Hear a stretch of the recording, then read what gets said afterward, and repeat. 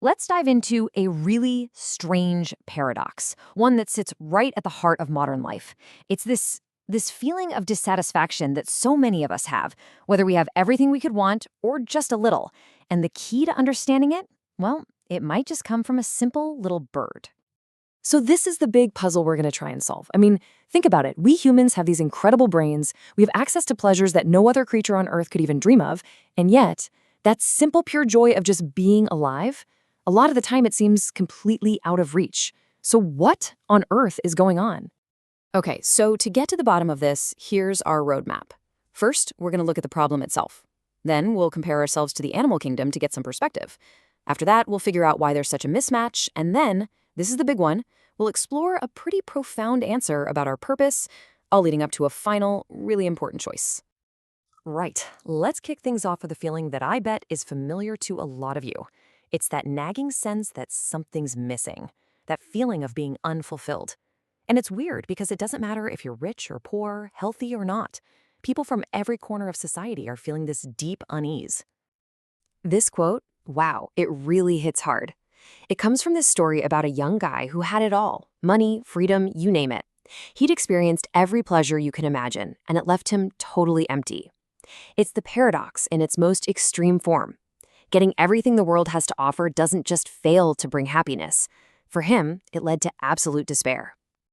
So to really get a handle on our own problem, we need to look somewhere else for a baseline, and that baseline is the animal. Let's take a look at why, in its own way, an animal's life is just perfect. Think about it. An animal lives completely, 100% in the now. A bird doesn't regret the worm it missed yesterday. It doesn't stress about finding a branch for tomorrow night. Even an animal that's scheduled to be slaughtered tomorrow will still eat its food today with total enjoyment. Its needs are simple, and its world meets those needs perfectly. It's like its life is a key, and the world is the exact lock it was made for. And this is where we run into a huge problem.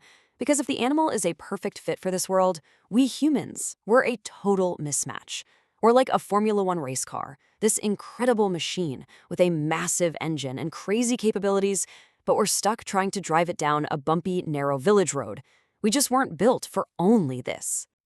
Yeah, this really lays it all out, doesn't it? The animal is right here, right now. The human mind, we're constantly getting dragged into the past by regrets and yanked into the future by our anxieties. An animal gets to feel pure, simple pleasure. Our pleasure, it's always complicated. It's always, for lack of a better word, tainted by this massive consciousness we carry around. Check out this analogy. It's pretty wild. A sparrow might have, say, 1 unit of capability. Just one. But from that 1 unit, it gets 20 units of pure life satisfaction. Now look at us. We have maybe 20 times the capability, intellect, emotions, creativity, but we often only get 1 single unit of satisfaction out of it. We have all this capital, all this potential, and we get a fraction of the contentment. How does that make any sense?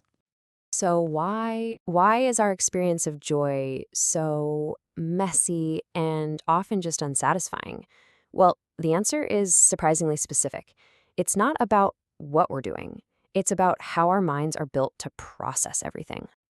It boils down to 3 things. 3 fundamental sorrows, or taints, that color every single moment of pleasure we try to have, making that pure, simple animal joy totally impossible for us. Okay, first, there's the pain of the past. Memories of things we've lost, people we've hurt, mistakes we've made. They're always there, kind of hanging in the background. Second, the fear of the future. You can't fully enjoy today because you're worried about that meeting next week or paying that bill next month. And third, and this one's a biggie, is the sorrow of knowing it will end. Even when you're on the most amazing vacation, a little part of your brain is already sad that it's going to be over soon. That knowledge alone stops any pleasure from ever being truly perfect. So here's the trap, right? Modern life tells us to chase something called has. This isn't real happiness. It's just fleeting, temporary pleasure. And it works just like a drug. It gives you a little hit, but then you need more and more and more just to feel the same thing, whether it's shopping or eating or binge watching a show. That chase doesn't lead to fulfillment. It leads straight to that burnout syndrome we talked about earlier. It's a dead end.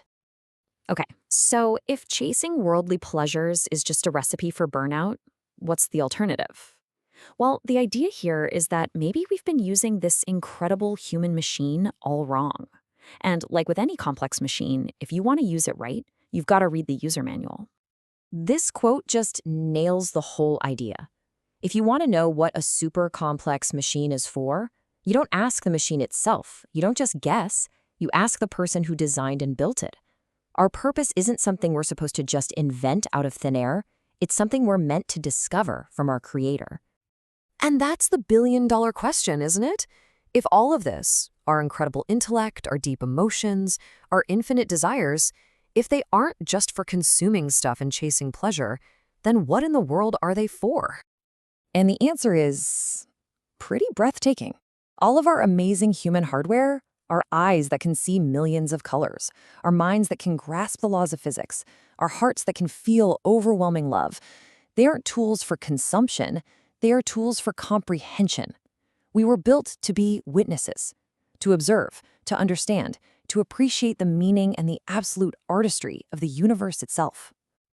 All right, to wrap all this up and make it super clear, there's this fantastic little parable about two servants. It's a story that perfectly captures everything we've been talking about.